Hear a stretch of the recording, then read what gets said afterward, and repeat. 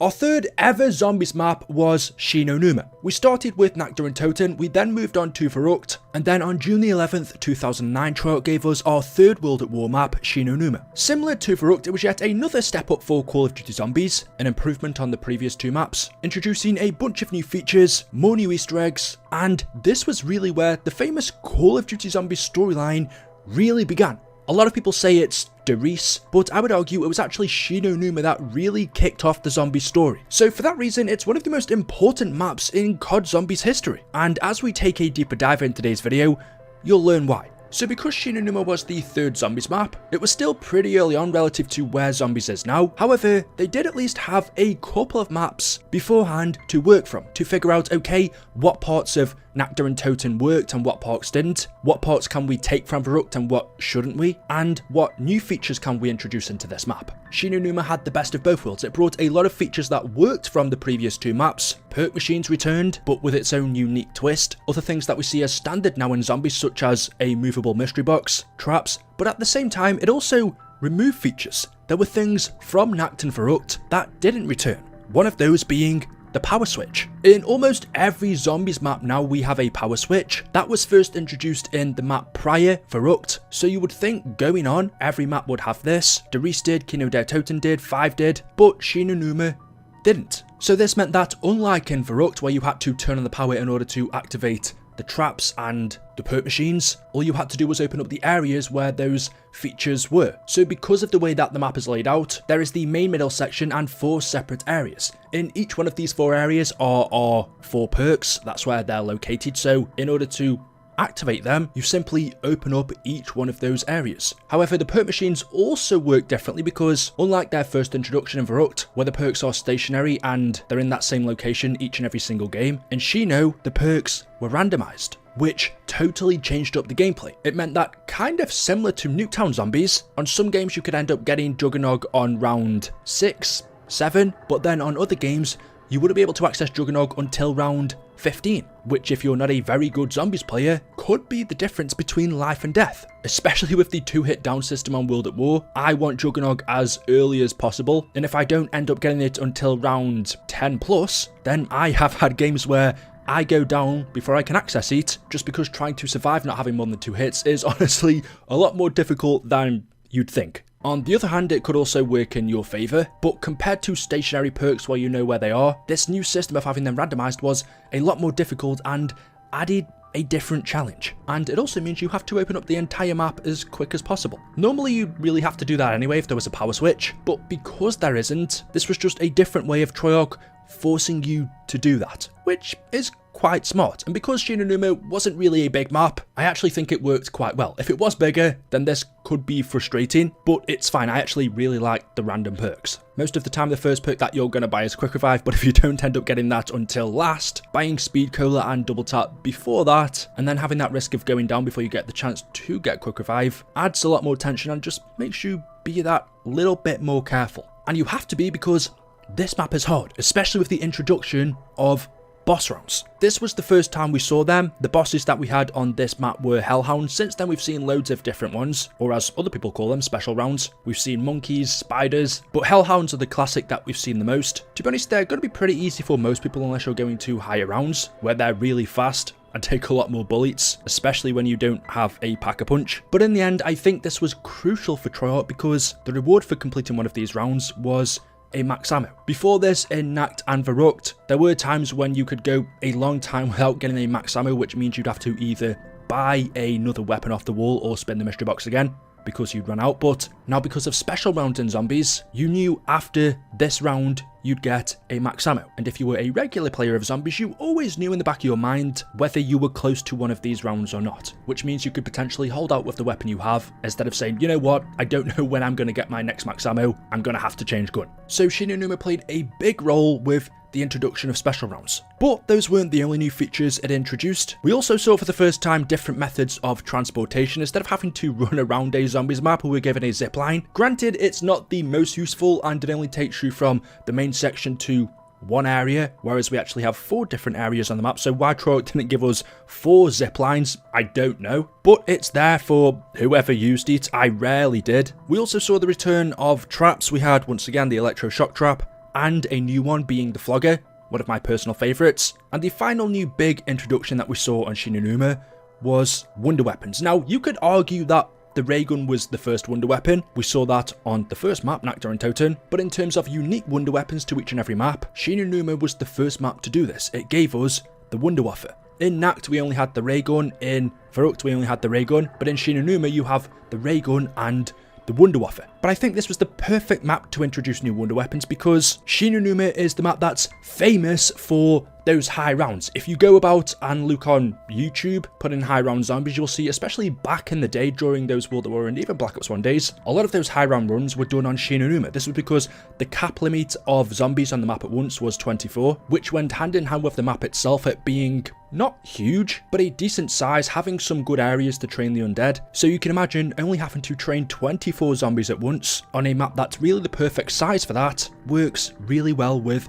the Wunderwaffe, because the Wunderwaffe is an infinite damage wonder weapon, which means it will insta-kill zombies on any round. You could be on round 5, round 100, round 150, and it will kill zombies with one shot no matter what. You could fire 2 shots from the Wunderwaffe and kill a whole wave of zombies. But this was where the phase of high round zombies really kicked off. All of the features on this map suit it really well. It's still got the challenge of Verrückt and Nakta and Toten, and it's not as easy as playing Der Riese where you can just sit on the catwalk with a pack-a-punched weapon and survive for a long time. But unlike the previous 2 maps, it's a lot more playable for the general audience. So when it came to the features and general gameplay of the map, I think Treyarch pretty much got the balance right. There are arguments to say that, okay, maybe 24 zombies on the map at once isn't challenging enough, and I think that would be valid if you look at all of those high rounds. There's definitely a way to get around that. There's a lot of people that say it's too simple, just having 4 areas, 4 perks, no power switch. Once you've opened up the map, that's it. But for me, for what it did for zombies, taking it a step further, it will always be important. Now, as for the other 2 aspects that make a zombies map, Easter eggs and storyline, which as I've said before, really go hand in hand, but when it comes to the Easter eggs, compared to Nakta and Toten's, which really didn't have any, and Verrückt's, which were very simple, this was where Easter eggs in Call of Duty Zombies really became its own thing. And now of course the mode is famous for Easter eggs, but this was really where Easter eggs in zombies truly started. As soon as you spawn into the map, you see a person hanging from the rooftop. Now during the time when we all saw this for the first time, of course there were loads of theories going around. Who is this? What happened to him? Did he hang himself on accident, or was it on purpose so he didn't get killed by the undead? Did someone else hang him? We eventually found out the answer, but I remember seeing him for the first time on the Black Ops version, and theorizing around this guy was so exciting. Of course, this is Peter McCain. He accidentally hung himself when he jumped out of his plane flying above the facility, and his parachute got caught in the rafters. But spawning into the map, and the first thing you see is this soldier hanging with half of his arm missing. As a 12 or 13-year-old, this was an 18 game, don't tell my mum, what was quite scary. It really gave you the feeling of zombies isn't like the multiplayer or the campaign. There's a lot of horrible shit going on here. There are 3 different radios that you can find around the map. There was a 4th one that was added on the Black Ops version, and then a 5th on Black Ops 3's, but we're just talking about the original World at War. The first radio is the Verrückt trailer. This is because the stories of Verrückt and Shi No Numa are intertwined. We know that Peter McCain was the person that the 4 Marines that we play as in Verrückt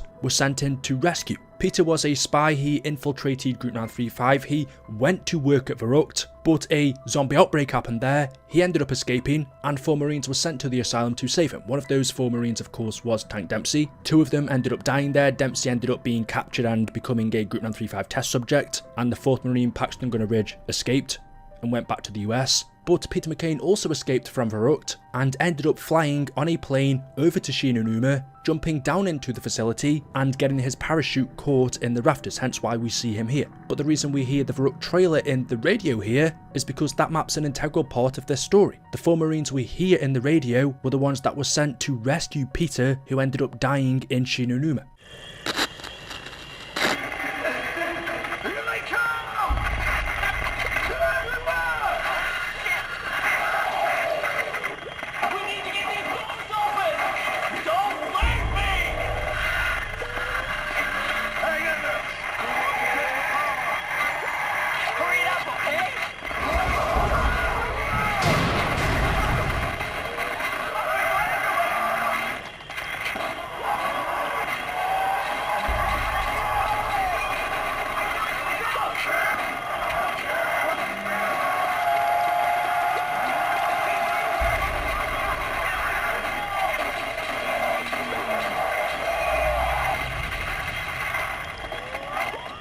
The second radio also links to Peter McCain because it is from his handler. It is Cornelius Purnell sending this radio transmission to Peter, asking if he successfully landed in Shi No Numa. Of course, Peter would have never gotten the message because he died here, but at the beginning and the end of the radio you hear two sets of numbers, which are coordinates that refer to Area 51 and Tunguska, both important locations in the zombie storyline. Area 51 is one of the locations of Element 115, and Tunguska is also another location of 115 because of the Tunguska event, a meteor in real life that exploded just above the Earth's surface, but in zombies lore, it would have been a meteor of 115.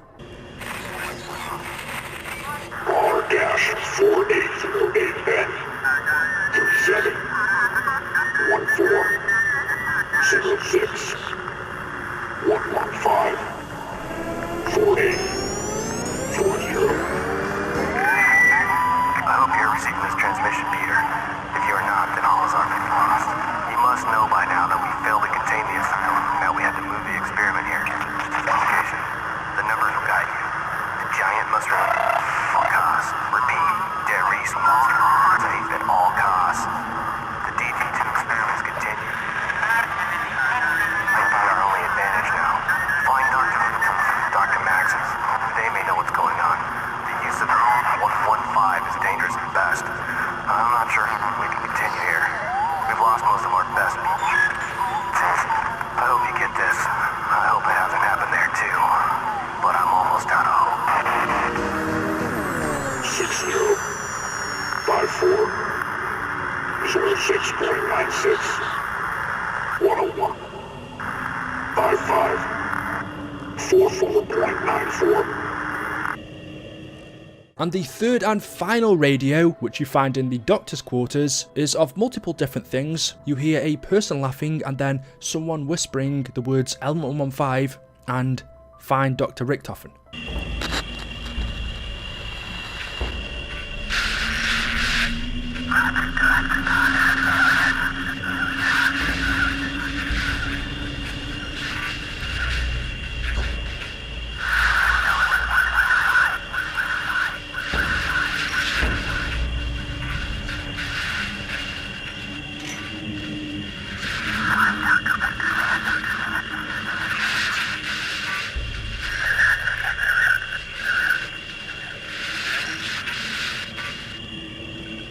And there is a book that you will find on the map, in which if you go up to it and press the interactive button, you will hear Richtofen laughing. That's because this is Richtofen's diary that he left here. It's so much fun!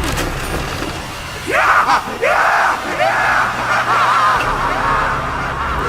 The four characters that we play as in Shi No Numa are no longer random characters that we saw in Nacht, where we played as 4 Marines, or Verrückt, where we played as 4 random Marines, one of them being Dempsey. In Shi No Numa we play as the Ultimus crew for the first time, Richtofen, Takeo, Nikolai and Dempsey. This map actually takes place after Derice, even though we play it before it. Story-wise, we go from Derice to Shi No Numa, and I think that made a huge difference as well. The characters we played as in Nacht and Verrückt were fine, but compared to Richtofen, Takeo, Nikolai and Dempsey in this map, their quotes, the way they were all different to one another, they weren't just your standard Marines, which are quite plain. They all had their own personalities, actually looked different to one another. In fact, they were that good, they actually became the main characters. It gave a lot more life to it, and you began to actually care about who you were playing as well. Just outside of the playable area on the map, there is a big orange rock, which we know is Element 115. That's one of the reasons why this whole facility in this swamp in Japan exists, because 115 was here. So it was used by Group 935 and Division 9 as a place to experiment, which links into the Tunguska event, which we can see in one of the sheds. There is Tunguska written on the wall. All around the map, just like Verrückt, you will hear voices,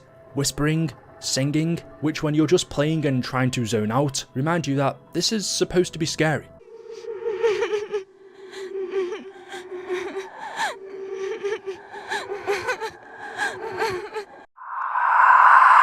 know when you're sleeping.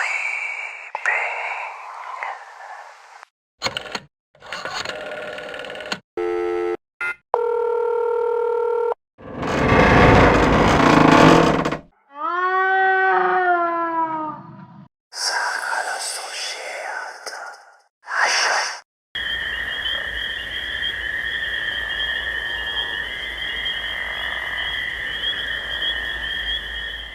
And along with that, there are loads of other smaller Easter eggs as well, some of them which are reused from the previous 2 maps, but there was a lot more here, and I think Treyarch really started to, in Shi No Numa, make Easter eggs a big part of zombies, which was another reason why I really liked it. And that's pretty much everything you need to know about Shi No Numa. The storyline ties into the Easter eggs, about this being a Group 935 and Division 9 facility used to experiment with 115, and the main event that really happened here was Peter McCain hanging himself from the rooftop. The reason why our characters came here, Richtofen and Tekio Nikolai and Dempsey, was to collect Richtofen's diary, and then they left. So that is the second to last map in World at War. The final one is Derice, which we'll look at next. And that should, unless you guys want to see Black Ops 1, bring the end to this mini-series. So there we go. If you've enjoyed the video today, a like rating is always appreciated. Make sure you are subscribed to stay up to date with the latest content on the channel. Thank you all for watching, and I will see you in the next one. Until then, goodbye.